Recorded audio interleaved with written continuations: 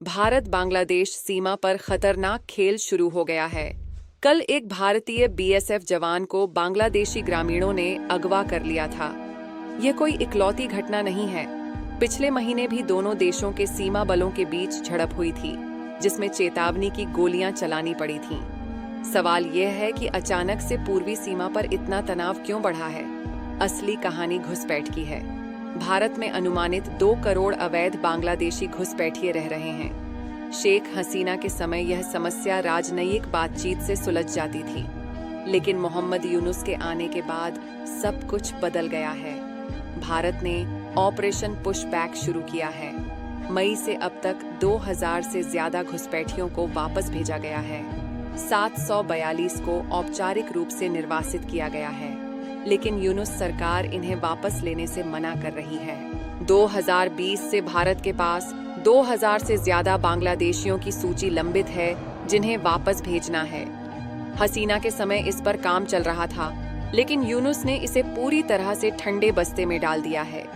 असम के मुख्यमंत्री हिमंत बिस्वा शर्मा ने साफ कहा है कि अब हम कानूनी प्रक्रिया में नहीं उलझेंगे। पकड़े गए घुसपैठियों को तुरंत वापस धकेल देंगे। यह समझना जरूरी है कि यूनुस कौन है और कैसे सत्ता में आया। वो पश्चिम का चहेता है, नोबेल पुरस्कार विजेता है।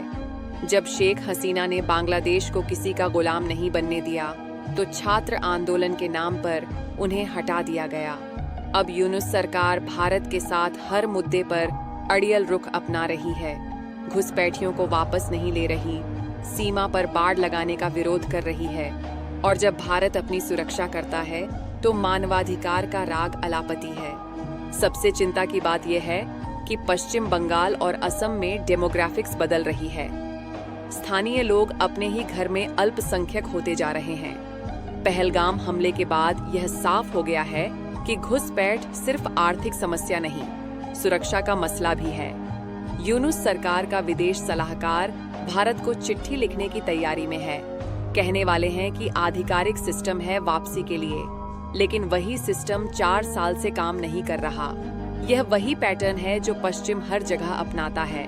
पहले अपना आदमी बिठाओ, फिर पड़ोसी देशों से समस्या बढ़ाओ।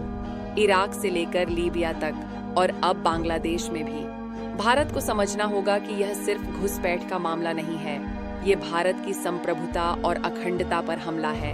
हमें दृढ़ता से जवाब देना होगा। आने वाले दिनों में देखना होगा कि क्या यूनुस सरकार अक्ल की बात करती है या भारत को और सख्त कदम उठाने पड़ेंगे। सत्यमेव जयते।